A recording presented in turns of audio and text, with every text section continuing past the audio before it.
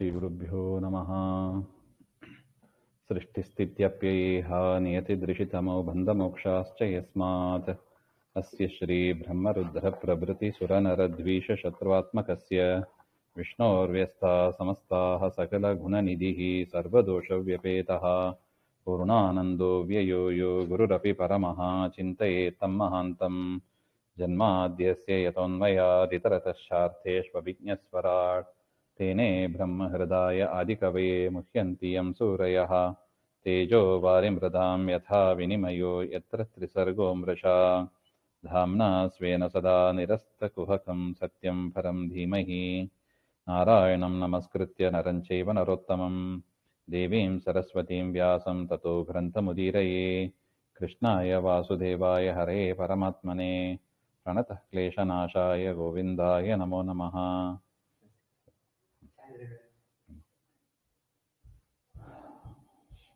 ಶ್ರೀಮದ್ಭಾಗವತ ದ್ವಿತೀಯ ಸ್ಕಂದ ಚತುರ್ಥೋಧ್ಯಾಯದಲ್ಲಿ 6ನೇ ಶ್ಲೋಕ.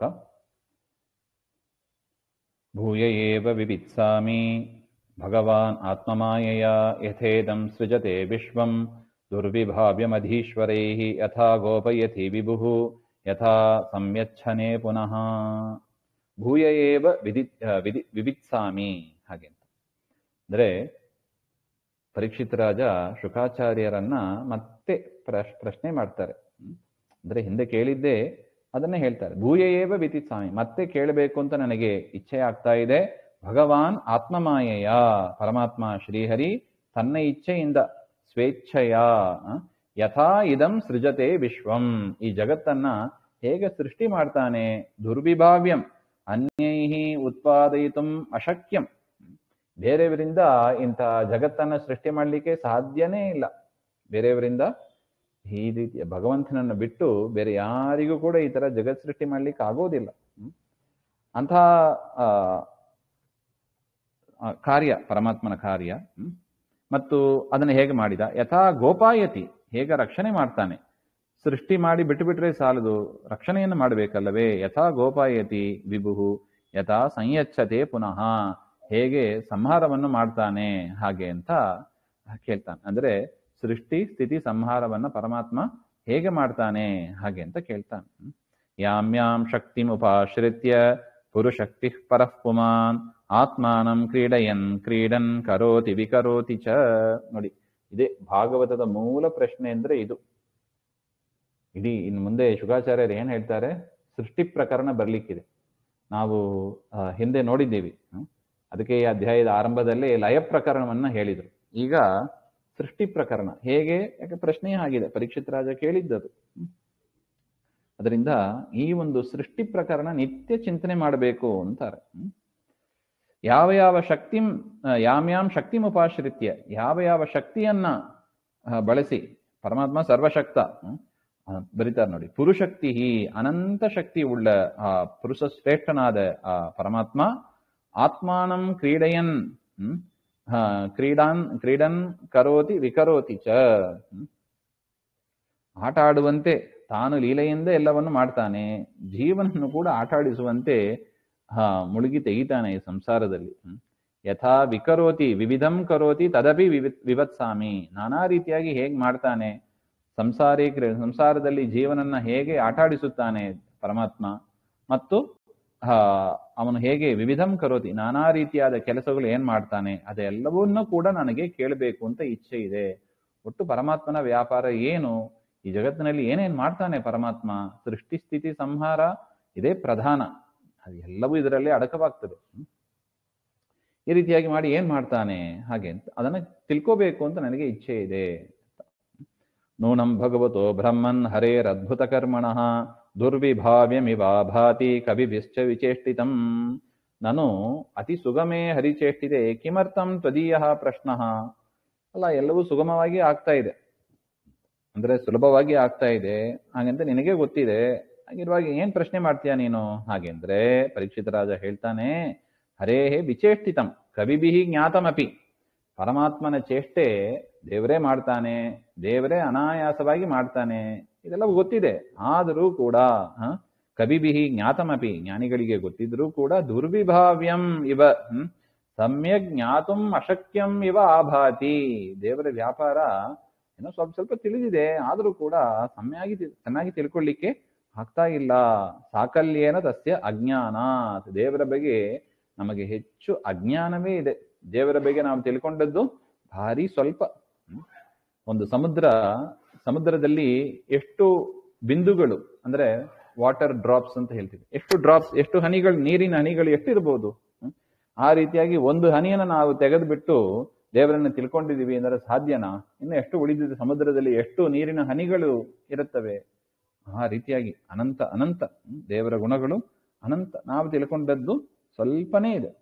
ಅದರಿಂದ ದೇವರ ಬಗ್ಗೆ ಮಾಡಿದ ಪ್ರಶ್ನೆ ಕೂಡುತ್ತದೆ. ನಮಗೆ ಅನಿಸ್ತದೆ ಏನು ದಾಸರೇ ಹೇಳ್ಬಿಟ್ಟಿದ್ದಾರೆ, ಸೃಷ್ಟಿ ಸ್ಥಿತಿ ಲಯ ಕಾರಣ ಗೋವಿಂದ ಹಾಗೆ ಅಂತ. ಸೃಷ್ಟಿ ಸ್ಥಿತಿ ಲಯ ಎಲ್ಲವನ್ನು ಮಾಡುವವನು ದೇವರೇ ಅನಾಯಾಸವಾಗಿ ಮಾಡ್ತಾನೆ, ಅದು ಗೊತ್ತಿದೆ. ಮತ್ತೇನು ಕೇಳಲಿಕ್ಕಿದೆ ದೇವರಲ್ಲಿ ಹಾಗೆ ಅಂತ ಒಂದು ಪ್ರಶ್ನೆ ಬರುತ್ತದೆ. ಅದನ್ನೇ ಅದು ಶುಕಾಚಾರ್ಯರು ಹೇಳಿದಾಗ ಗೊತ್ತಾಗ್ತದೆ ಅದು. ಅಜ್ಞೈಹಿ ದುರ್ವಿಭಾವ್ಯಂ ಇದು ಕಿಂ ವಕ್ತವ್ಯಂ ಕೈಮುತ್ಯಾರ್ಥಂ. ಏನೇ ಮಾಡಿದ್ರು ದುಷ್ಟ ಜನರಿಂದ ತಿಳಿಯಲಿಕ್ಕೆ ಸಾಧ್ಯ ಇಲ್ಲ. ಬೇರೆಯವರಿಂದ ಮಾಡ್ಲಿಕ್ಕೂ, ದುಷ್ಟ ಜನರು ಬಿಡಿ, ಸಜ್ಜನರೂ ಕೂಡ ದೇವರು ಮಾಡಿದ ಈ ವ್ಯಾಪಾರವನ್ನು ಮಾಡ್ಲಿಕ್ಕೆ ಆಗೋದಿಲ್ಲ ಅಂದ್ರೆ ಏನ್ ಸ್ಪೆಷಾಲಿಟಿ ಮಾಡಿದ ದೇವರು ಹಾಗೆ ಅಂತ ಪ್ರಶ್ನೆ ಬರುತ್ತದೆ. ಅದನ್ನೆಲ್ಲ ತಿಳಿಸಿ ಅಂತ ಒಟ್ಟು. ಯಥಾ ಗುಣಾಂಸ್ತು ಪ್ರಕೃತೇರ್ ಯುಗಪತ್ ಕ್ರಮಶೋಪಿ ವಾ ಬಿಭರ್ತಿ ಭೂರಿಶಸ್ತ್ವೇಕಃ ಕುರ್ವನ್ ಕರ್ಮಾಣಿ ಜನ್ಮಭಿಹಿ. ಇನ್ನೊಂದು ಪ್ರಶ್ನೆ, ಮೊದಲು ಸೃಷ್ಟಿ ಸ್ಥಿತಿ ಸಂಹಾರವನ್ನ ಹೇಗೆ ಮಾಡ್ತಾನೆ ಅದನ್ನ ತಿಳಿಸಿಕೊಡಿ. ಇನ್ನು ಎರಡನೆಯದು ಪ್ರಕೃತಿ. ದೇವರು ಮೊದಲು ಉಪಯೋಗಿಸೋದು ಸೃಷ್ಟಿಯ ವ್ಯಾಪಾರದಲ್ಲಿ ಪ್ರಕೃತಿಯನ್ನೇ. ಪ್ರಕೃತಿಯಿಂದಲೇ ಮಹತ್ತತ್ವ. ತ್ರೀನ್ ಗುಣಾನ್ ಪ್ರಕೃತಿ ಪರಃ ಮಹತ್ತತ್ವಂ ತಥೋ ವಿಷ್ಣು ಅಂತ. ಜಗತ್ತಿನ ಆದಿಯಲ್ಲಿ ಇದ್ದದ್ದು ಸೂಕ್ಷ್ಮವಾದ ಪ್ರಕೃತಿಯ 3 ಭಾಗ. ಪ್ರಕೃತಿಯ 3 ಗುಣ ಇದೆ ಅಂತ ನಮಗೆ ಗೊತ್ತಿದೆ. ಸತ್ವಗುಣ, ರಜೋಗುಣ, ತಮೋಗುಣ. ಒಂದು ರೀತಿಯಾಗಿ 3 ಹಿಟ್ಟು ಇದ್ದ ಹಾಗೆ. ಅಕ್ಕಿ ಹಿಟ್ಟು, ಉದ್ದಿನ ಹಿಟ್ಟು, ಇನ್ನೊಂದು ಯಾವುದೋ ಒಂದು ಹಿಟ್ಟು ಅಂತ ಇಟ್ಟುಕೊಳ್ಳೋಣ. ಯಾವುದು ಮೆಂತ್ಯ ಹಿಟ್ಟು ಅಂತ ಇಟ್ಟುಕೊಳ್ಳೋಣ. 3 ಕಲಿಸಿ ದೋಸೆ ಮಾಡ್ತಾರೆ ಅಂತ ಇಟ್ಟುಕೊಳ್ಳಿ. ಮಾಡಬೇಕು ಅಂದ್ರೆ ಅದು 2-3 ಸೇರಿ ಮಿಕ್ಸ್ ಆಗಬೇಕು. ಸೊ ಈ ರೀತಿಯಾಗಿ ಈ ಪ್ರಕೃತಿಯ 3 ಗುಣಗಳು ಮಿಕ್ಸ್ ಆಗಿ ನಾವು ಹೇಗೆ ಹಿಟ್ಟನ್ನು ಕಲಿಸಿ ದೋಸೆ ಮಾಡ್ತೀವಿ, ಅದೇ ತರ ಈ 3 ಗುಣಗಳನ್ನು ಸೇರಿಸಿ ದೇವರೇನ್ ಮಾಡ್ತಾನೆ, ಮಹತ್ತತ್ವವನ್ನು ಸೃಷ್ಟಿ ಮಾಡ್ತಾನೆ. ಮಹತ್ತತ್ವದಿಂದ ಅಹಂಕಾರ ತತ್ವ, ಅಹಂಕಾರ ತತ್ವದಿಂದ ಪಂಚಭೂತಗಳು, ಪಂಚಭೂತಗಳಿಂದ ಬ್ರಹ್ಮಾಂಡ, ಅಲ್ಲಿ ಈ ಮತ್ತೆ ನಮ್ಮ ಶರೀರದ ಸೃಷ್ಟಿ ಇವೆಲ್ಲ ಆಗ್ತದೆ. ಮರಗಿಡಗಳು, ಪಕ್ಷಿ ಪ್ರಾಣಿಗಳು ಎಲ್ಲರ ಸೃಷ್ಟಿ ಆಗ್ತದೆ. ಸೊ ಮೂಲಭೂತ ಯಾವುದು? ಪ್ರಕೃತಿ. ಆ ಪ್ರಕೃತಿಯ 3 ಗುಣಗಳು, ಸತ್ವಗುಣ, ರಜೋಗುಣ, ತಮೋಗುಣ ಅಂತ. ಈ 3ರಲ್ಲಿ ಪ್ರಕೃತಿಯ 3 ಗುಣಗಳು ಏನಿದೆ, ಅದನ್ನ ಪರಮಾತ್ಮ 3ನ್ನು ಒಟ್ಟಿಗೆ ತೆಗೆದುಕೊಳ್ತಾನೋ ಅಥವಾ ಒಂದೊಂದೇ ತೆಗೆದುಕೊಳ್ತಾನೋ ಸೃಷ್ಟಿಯನ್ನ ಮಾಡೋದಕ್ಕಾಗಿ? ಪ್ರಕೃತಿಯನ್ನೇ ಉಪಾದಾನ ಕಾರಣವಾಗಿ, ಪರಿಣಾಮ ಕಾರಣವಾಗಿ ತೆಗೆದುಕೊಳ್ತಾನೆ. ಪ್ರಕೃತಿಯೇ ಪರಿಣಾಮ ಹೊಂದೋದು, ಟ್ರಾನ್ಸ್ಫಾರ್ಮ್ ಆಗೋದು ಯಾವುದು? ಜಗತ್ತಾಗಿ ಟ್ರಾನ್ಸ್ಫಾರ್ಮ್ ಆಗೋದು ಯಾವುದು? ಪ್ರಕೃತಿಯೇ. ಹೇಗೆ ಹಾಲೇ ಟ್ರಾನ್ಸ್ಫಾರ್ಮ್ ಆಗಿ ಏನಾಯ್ತು? ಮೊಸರಾಯ್ತು. ಅಕ್ಕಿಯೇ ಟ್ರಾನ್ಸ್ಫಾರ್ಮ್ ಆಗಿ ಏನಾಯ್ತು? ಅನ್ನ ಆಯ್ತು. ಮಣ್ಣೇ ಟ್ರಾನ್ಸ್ಫಾರ್ಮ್ ಆಗಿ ಏನಾಯ್ತು? ಮಡಿಕೆ, ಪಾಟ್ ಆಯ್ತು. ಅದೇ ತರ ಪ್ರಕೃತಿಯೇ ಟ್ರಾನ್ಸ್ಫಾರ್ಮ್ ಆಗಿ ಏನಾಯ್ತು? ಈ ಜಗತ್ತಾಗಿ ಕಾಣಿಸ್ತಾ ಇದೆ ನಮಗೆ. ಪರಿವರ್ತನೆ ಆದದ್ದು ಯಾವುದು? ಪ್ರಕೃತಿ. ಅದರ 3 ಗುಣಗಳು ಅಂತ, ಸತ್ವಗುಣ, ರಜೋಗುಣ, ತಮೋಗುಣ.